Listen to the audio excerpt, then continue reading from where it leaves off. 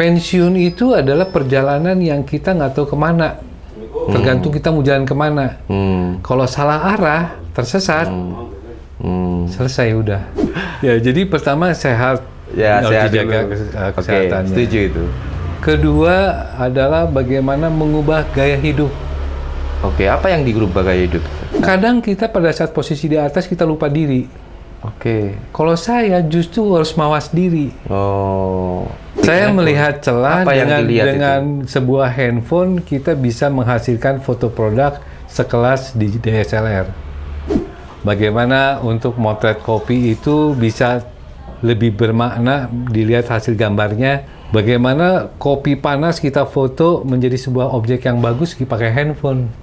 Tantangannya di situ. Berbagi cerita bermakna di Pundit Pensiun. Halo Sobat Pundit. Pada hari ini kami datang ke Bandung berkunjung kepada kawan karib kami 10 tahun lalu yang aku rasain menghilang ya. Dan dalam periode 10 tahun itu, di masa kerjaku yang sisa 10 tahun waktu itu, aku merasa banyak kehilangan lah, karena kawan satu ini cukup membantu dalam kegiatan-kegiatan sales maupun marketing, terutama di kegiatan campaign terhadap produk-produk kami waktu itu. Gimana sekarang keadaannya, Kang Andi? Setelah 10 tahun nih sebenarnya meninggalkan kami-kami. Ada yang bisa diceritain nggak? Ya, yang penting buat saya adalah mengisi makna hidup lah sebetulnya. Oke. Itu luar biasa juga sih, memberikan makna hidup setelah 10 yang tahun. berarti, ya. Ngobrol-ngobrol nih ya. Waktu di 2015 kan, itu ada keputusan pensiun dini kan? Betul. Sebelum masa pensiun yang sebenarnya tahun ini ya harusnya. Oh enggak, saya kelahiran 63. Oh 63 justru. Oh, berarti sekitar berapa tahun lagi gitu? 5 tahun yang lalu ya 5 harusnya. tahun, 5 tahun ya. Jadi ada 5 tahun lebih cepat lah ya. Betul. 5 tahun lebih cepat. Ambil cepat. Nah waktu itu ada keputusan apa sih sebenarnya yang memutuskan bahwa Kang Andi Agustian ini memutuskan untuk pensiun? Sebetulnya buat saya itu adalah lebih cepat, lebih bagus sih sebetulnya pada saat itu. Maksudnya gini, jangan pada saat pensiun itu, pada saat kondisi kita udah nggak bisa ngapa-ngapain. Itu yang saya khawatirkan sebetulnya. Oke. Jadi pada saat on fire, pada saat itu gitu kan, lagi menggebu-gebu, justru saya berpikirnya adalah bagaimana gue bisa pensiun duluan. Apa hal yang membuat Kang Andi itu menggebu-gebu? Hal apa sih sebenarnya? Atau keahlian apa yang sebenarnya pengen ditekunin? Sebetulnya kan di triggernya adalah pada saat saya bertugas di Kalimantan, sempat ditawarkan dari sisi lembaga pendidikan untuk jadi pengajar tamu waktu itu. Oke. Waktu itu apa sih? Boleh nyebut nama lah ya? Iya, namanya boleh. Entrepreneur University. Yang punyanya Pudi Chandra. Gitu. Oh iya. Nah, saya dikasih kesempatan untuk mengajar bagi pembekalan bagi pengusaha-pengusaha muda. Terbukanya di situ sih sebetulnya gitu loh. Oh ternyata memang saya seperti diingatkan lah. Jadi ada bagusnya kalau saya lebih cepat lebih bagus itu. Jadi dirasakan ketika berbagi ilmu dan semuanya, itulah sebenarnya trigger passion yang betul, sebenarnya muncul di situ. Nah, oke. Berarti dengan adanya trigger tadi, itu ada nggak hitung-hitungan potensinya? Bicara materi enggak sih sebetulnya. Lebih kepada bagaimana untuk mengembangkan passion yang saya punya. Passion aja gitu ya. Kan. Kebetulan passion saya itu sudah terdeteksi dari awal gitu kan. Jadi hobi saya itu kan kalau nggak musik, motret gitu kan. Jadi berkembangnya di situ aja sih sebetulnya. Itu muncul passion dan hobinya ini di masa kuliah atau waktu udah masa kecil ya? Masa kecil sih sebetulnya. Jadi zaman SMP udah bikin grup band sendiri. SMA ikut vokal grup gitu kan. Pernah di grup musik juga di Kota Bandung gitu loh. Nah, pada saat kerja sebelum di perusahaan terakhir itu saya di retail di bagian visual merchandise. Visual merchandiser, penataan desain dong. Desain. Itu 10 tahun gitu kan. Jadi begitu masuk ke telco itu juga hampir 20 tahunan ya di telco gitu kan. Itu lebih lebar lagi, lebih kepada marketing gitu kan. Jadi hobinya di musik, fotografi di visual, kerja di visual juga, terakhir di marketing. Jadi lengkap lah sebetulnya untuk mengembangkan. Luar biasa ya. Saya pernah diberi kesempatan untuk dikasih kepercayaan membuat event cukup besar. Pada waktu itu diminta oleh salah satu direktur untuk bikin event di Roxy pada saat itu. Wah, di Roxy ya? Roxy. Ya, gimana ceritain tuh? Pada saat itu Roxy itu masih jualan kain. Ya, kain ada beberapa baju lah ya. Betul. Jadi ITC Roxy Mas pada saat itu gitu kan. Nah, saya diminta untuk bikin konsep kreatif. Pada saat itu saya posisi di regional. Nah, saya bikin format untuk bagaimana konsep itu lebih kepada digital, ambience digital. Dan disupport habis-habisan sama kantor pusat waktu itu. Gitu. Jadi benar-benar bikin event yang besar sekali. Saya pun juga tidak menyangka bisa sampai 3 kali event setahun sekali, 2000, 2001, 2002 pada saat itu. 2002, 2021 ya, 2022. Pada 2002. 2001, 2002, 2003. Nah, sebenarnya waktu itu belum ada center untuk telco ya? Belum pada saat ya itu. Kan? Masih apa ya? Masih skater gitu kan? Belum berkembang. Belum ada satu mall itu waktu itu kan sebenarnya. Dan itu Pak Andi berhasil mentransformasikan dari perubahan mall yang dulu konsep mall yang sifatnya jualan kain, terus jualannya menjadi jualan produk-produk telco waktu itu ya. Ya, jadi dulu produk seluler itu harganya 125.000. Pada saat itu saya mengajukan 25.000. Seberani itu saya mengajukan harga 25.000. Nah, itu belum ada prepaid waktu itu loh. Belum ada prepaid ya, masih postpaid ya. Postpaid. Nah, tips-triknya gimana tuh? Kok bisa menurunkan gapnya jauh banget loh, 100.000 loh? Ya saya juga agak, kalau saya pikir-pikir gambling juga ya. Saya berani gitu loh. Jadi pada saat itu saya mengajukan, oke, gua nanganin untuk konsep event itu, tapi dengan syarat harganya sekian waktu itu. Itu pro kontra waktu itu. Nah, akhirnya disetujui, disepakati. Ya udah, saya bikin semacam voucher gitu kan, bentuknya bentuk uang gitu kan ya. Terus bikin eventnya dari pagi sampai malam, sampai tutup toko lah waktu itu. Kalau nggak salah kurang lebih sekitar semingguan lah. Nggak tahu kenapa waktu itu kan disuruh bikinnya event gede-gedean, dan saya memberanikan diri untuk mengaplikasikan juga event itu. Alhamdulillah itu bisa lelang nomor cantik. Lumayan, kita bisa nyumbang ke waktu itu ke Yayasan Karnos ya. Karnos film waktu itu gitu kan. Untuk bantuan pendidikan pada saat itu gitu loh. Wow, luar biasa ya. Nah, dalam 10 tahun bekerja sebagai karyawan waktu itu kan di perusahaan industri telco yang terbesar, ada journey dong.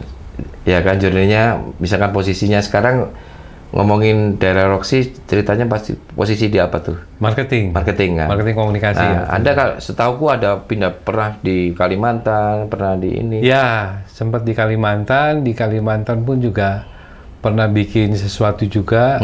Waktu itu di komunitas outlet. Outlet community waktu itu. Outlet community. Jadi pada saat itu tuh dapat subsidi untuk pelatihan outlet waktu itu. Cuma sama saya dikemas menjadi seolah-olah launching gitu.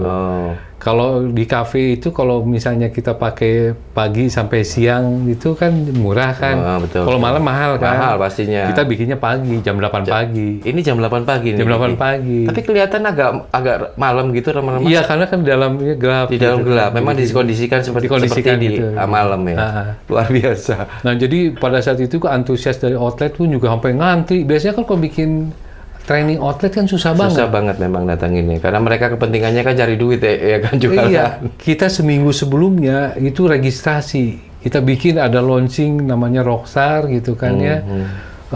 Dengan segala rupa gitu kan. Akhirnya mereka tertarik banget. Dikiranya nonton konser. Nah, oke. Dengan kegiatan ini otomatis mereka secara mandiri branding outletnya juga dong? Betul, bonding outlet. Sampai yang buat saya luar biasa adalah pada saat pensiun 2015, 2019 tuh mereka berkunjung ke saya loh.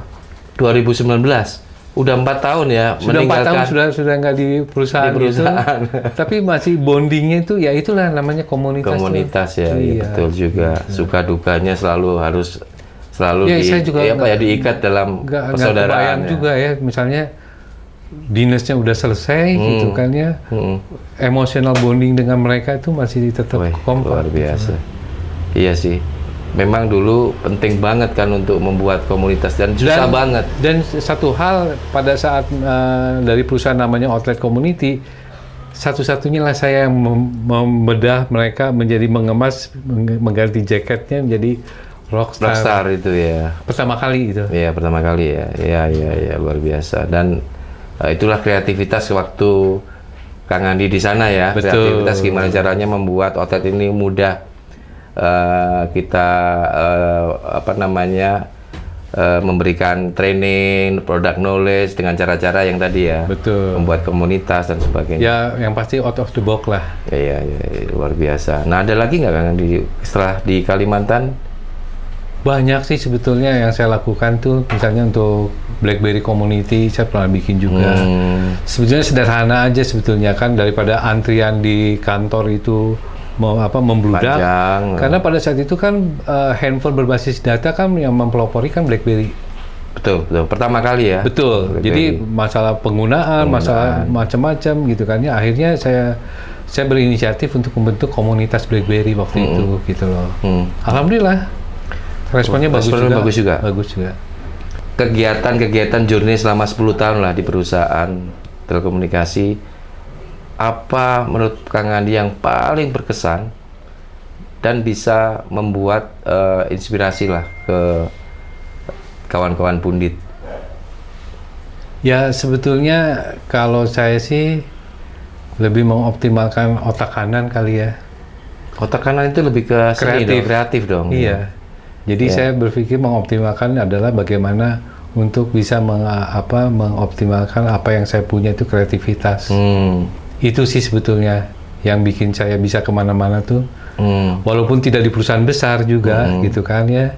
Itu yang buat saya modal utama bagaimana saya berinisiatif untuk cepat pensiun dini itu. Oh, pengen apa yang sudah dilalui dulu di mahasiswa sampai usia muda. Hobinya dan sebagainya pengen digali lagi dan memberikan informasi. Sebetulnya kan gini, buat saya itu untuk saya bisa apa itu lebih sederhananya adalah pembuktian kepada anak cucu. Jangan sampai ditanya kayak ini bisa, ini nggak bisa, hanya cerita doang bisa gitu kan tanpa ada bukti apa-apa gitu kan. Iya. Jadi saya lebih kepada menerjemahkannya adalah bagaimana membuktikan gue bisa bikin ini bikin ini. Gitu. Nah, tadi yang awal kita ngomongin Roxy, itu legacy yang ditinggalkan Kang Andi. Nah, setelah 2015 legacy tadi yang mau ditinggalkan adalah tadi ya kemampuan untuk fotografi, ya sebetulnya mengisi lagi. Sisa usia produktif lah sebetulnya, gitu kan, mengoptimalkan lah gitu kan ya. Karena pada saat pensiun juga di awal kan angkatan pertama kan saya itu. Angkatan pertama Pendi ya. Pendi, ya, angkatan pertama. Ya Pendi ya. Nah, pada saat itu tuh saya tidak dibekali apa-apa dari perusahaan. Nggak ada training apa? Nggak ada. Pemberian wawasan apa sebelum Nggak Pendi? ada. Jadi kalau percaya tuh saya sampai manggil temen yang sudah perusahaan telco juga, tapi beda perusahaan gitu kan, dia udah pensiun duluan. Saya benchmark sama beliau gitu loh. Tolong ceritakan gimana sih, apa sih perjalanan setelah pensiun itu, gitu kan ya.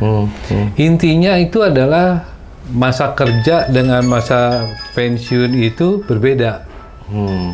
Pensiun itu adalah perjalanan yang kita nggak tahu kemana. Tergantung kita mau jalan kemana. Kalau salah arah, tersesat, selesai udah. Ya, memang beda kan. Kalau ngomongin karyawan itu selalu dalam kepastian. Koridornya waktu. jelas. Ya. Jamnya waktu. Jam benar. waktu pasti, ya kan. Terus standar kerja pasti. Ada ukuran-ukuran. Itu pun semuanya pasti. Terukur lah semuanya. Ketika kita pensiun, nggak ada batasan itu. Kayak layangan putus. Waktu bebas kita manfaatin apapun sesuai keinginan kita. Nah, karena saya tidak ada pembekalan apapun, pada saat saya ambil cuti, saya manfaatkan belajar sendiri, kebayang nggak? Jadi saya membayangkan... Belum ada punya orang-orang yang satu pensiun. Iya. Ya benar nggak? Jadi saya membayangkan tuh gini, wah kalau gue pensiun gimana ya, gitu kan? Itu yang saya khawatirkan, gitu kan. Akhirnya saya belajar sendiri pada saat ngambil cuti itu adalah, hari pertama itu kayak layangan putus, gue ngapain? Oke. Dari pagi sampai sore tuh ngisi apa? Besoknya saya jalan-jalan, sambil capture segala potret lingkungan upload lah di Facebook. Ada komentar dari teman sekolah dulu. Oh ini berarti kita harus punya silaturahmi. Disitulah perlunya pensiun tuh mengisi waktu itu, jangan kayak layangan putus itu gitu loh. Jadi bagaimana kita bisa mengisi waktu yang bermakna. Iya. Bukan materi ya. Bukan materi ya. Sebenarnya gini kan, ketika keputusan Pendi itu kan keputusan dari individu masing-masing. Ya.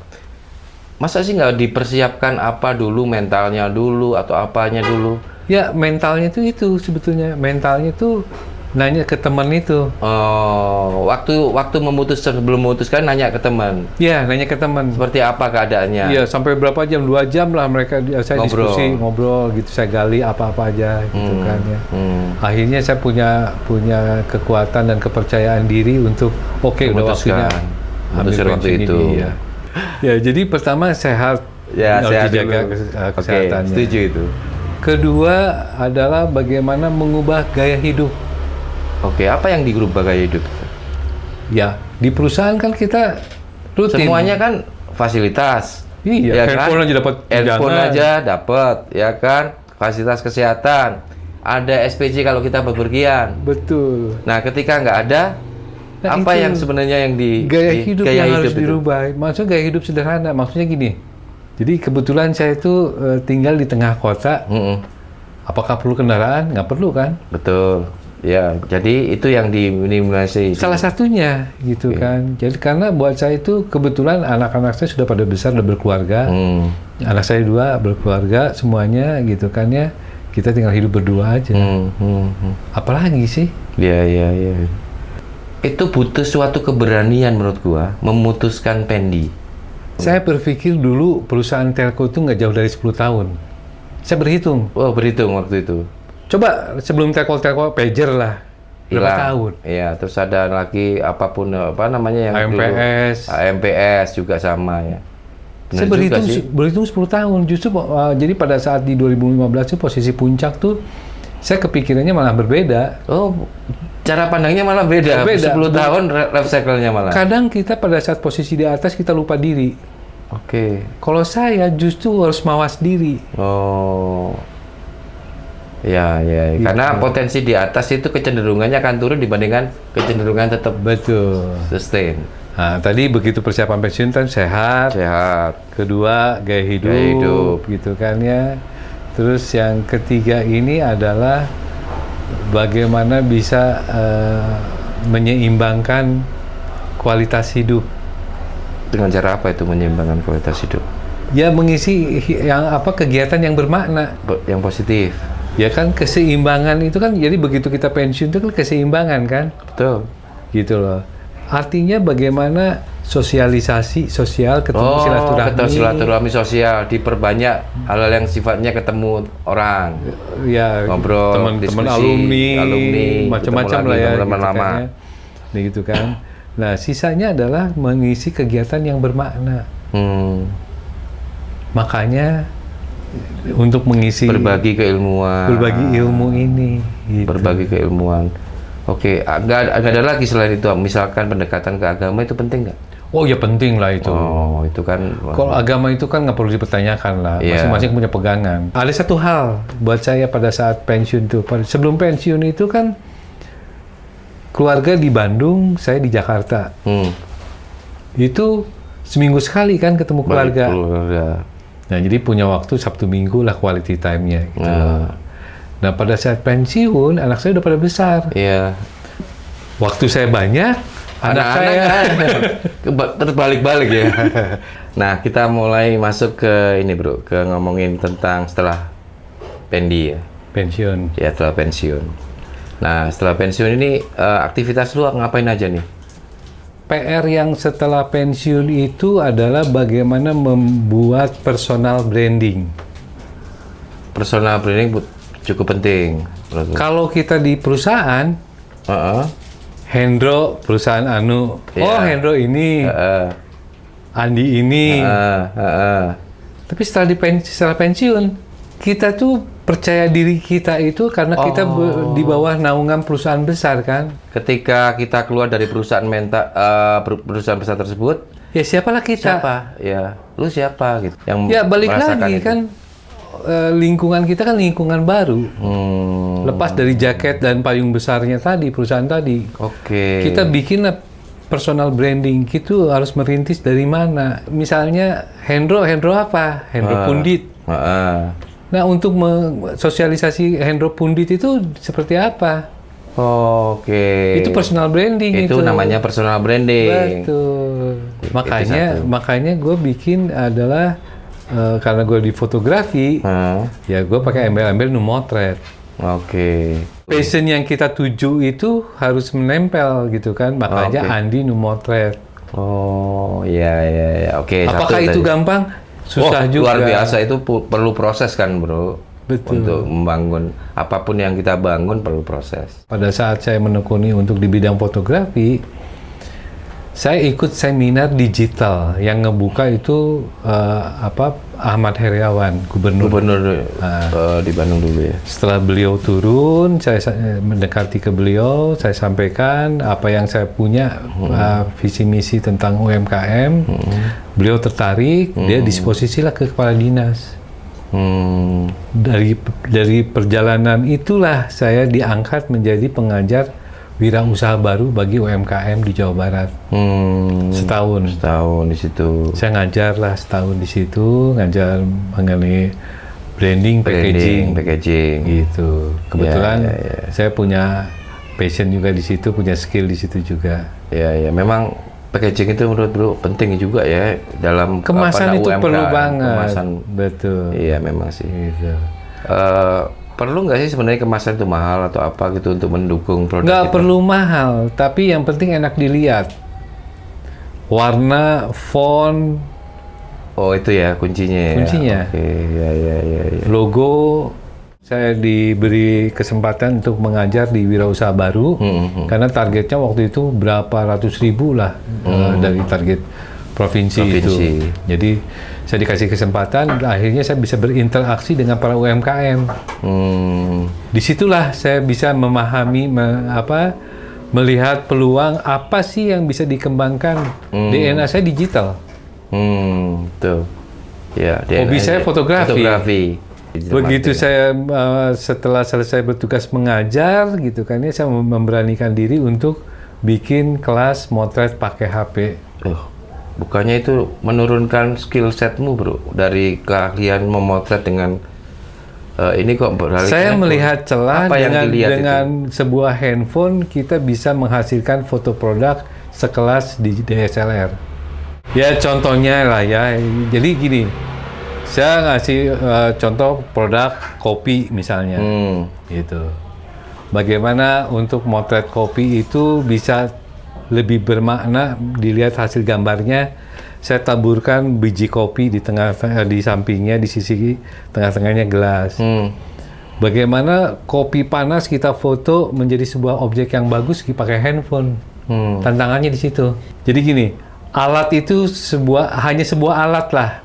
Tapi kan tadi balik lagi kepada tergantung orangnya juga gitu loh. Kembali ke human gitu loh.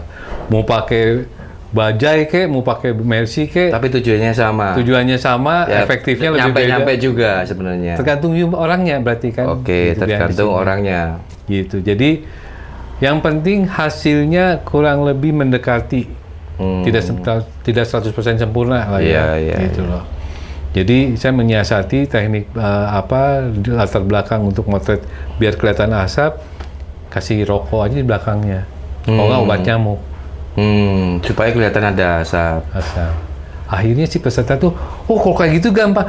Itu maksudnya Bu, Bapak gitu loh. Jadi mudahnya itu sebetulnya, ide-idenya itulah sebetulnya. Jadi saya lebih menggali kepada keahlian daripada selain memotret tadi gitu kan, menyiasati bagaimana biar kelihatan sempurna. Karena kalau pakai handphone dengan ada asap dari kopi kan susah juga dapatnya. Nah, mereka paham nggak manfaat teman-teman yang tadi lu training UMKM dan teman-teman UMKM? Disitulah makna yang mereka dapatkan ilmunya itu gitu loh. Jadi yang pasti adalah saya bagaimana membangun kepercayaan diri mereka. Pertama produk-produknya mereka. Dia kasih foto produk ke profesional pun kan dia pasti akan nge-brief kan. Iya. Ini produk knowledge-nya seperti ini. Sekarang dibalik, dia membrief diri sendiri. Oke. Dan kita tahu sebenarnya biaya marketing ini kan mahal, Bro. Kalau mereka bisa bikin create yang sendiri saya kan sedih itu bisa adalah modal keuntungannya mereka tuh berapa sih? Iya, berapa. Terus habis gitu minta tolong ke orang lain. Profesional bayar berapa? Jutaan, ratusan ribu gitu loh. Iya. Itu sih sebetulnya. Sebenarnya itu misimu membantu teman-teman UMKM itu Betul. untuk berdikari sendiri dalam digital marketing. Bermanfaat ya, Bro, buat mereka ini. Untuk tadi yang lu sampaikan. Pada saat momen itu sangat bermanfaat. Karena teknologi makin kesini makin berkembang gitu kan. Sosial media pun juga berkembang juga. Ya, terutama platform dengan yang banyak. terakhir TikTok gitu kan. Sangat Luar biasa sih.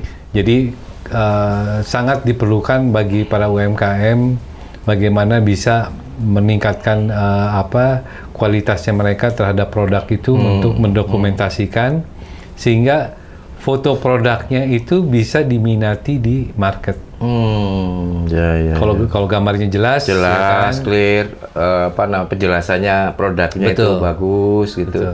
Sehingga ada minat untuk orang beli ya. Iya, gitu. Ya, jadi saya melihat celah di situ bagaimana mengembangkan UMKM itu.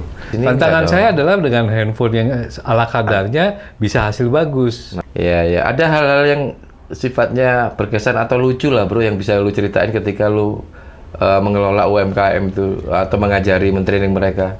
Pernah pada saat kita ngajar di Surabaya dengan Kemenparekraf gitu kan, ada salah satu peserta untuk motret tapi dia malu karena handphonenya jadul, QWERTY gitu kan. Ada keypadnya lah ya. Gitu. Pak, saya mau motret tapi saya malu gitu kan. Saya bilang enggak apa-apa. Mana handphonenya, mana produknya. Akhirnya saya tata pencahayaannya gitu kan. Saya foto pakai handphonenya dia, baru kasih ke pakai dong hasilnya dia. Begitu dia motret gitu kan, dia komentar, loh kok Pak, hasilnya bagus. Ini produk saya, handphone saya. Terus gimana? Berarti saya bisa di rumah. Itu buktinya pelatihan tuh di situ gitu. Jadi bagaimana bisa membangun percaya diri peserta untuk dia juga bisa menghasilkan. Karena kalau misalnya dia nge-brief profesional, marginnya dia 10.000, bayar profesionalnya berapa? Gue pernah bandingin nih, Bro. Gue masuk ke suatu restoran yang menurut aku bagus lah ya, luar biasa lah, gede. Karena ada menu tuh. Menunya aku lihat cara memutunya biasa-biasa aja. Tapi pernah gue ke UMKM nih, gue lihat menunya foto-fotonya luar biasa lu, menurut gua. Nah itu jangan-jangan lu karena lu didik gitu. Ngomong-ngomong karya gua, ini nih. Mana karya lu? Ada nggak? Ini foto Oke. cover dijual di Gramedia. Ini Macron, ini yang bikin bukunya Nih Ken Wulandari, kita teman kita dong. Iya. Oh. Ini sebagai cover gue yang foto gitu kan. Makaron lah ya. Nah, ini foto. Wih, foto. Foto-foto saya lah gitu. Wih, luar biasa. Niken itu salah satu finalis MasterChef. Niken. Waduh. Wah, ini harus perlu kita datengin nanti nih. Iya. Pundit chef. Wah, luar biasa bro pengalamannya. Bro, bisa nggak lu banyak nih pertanyaan pastinya ke teman-teman Pundit. Boleh dong gua diajarin langsung nih. Berbagi cerita bermakna di Pundit Pensiun.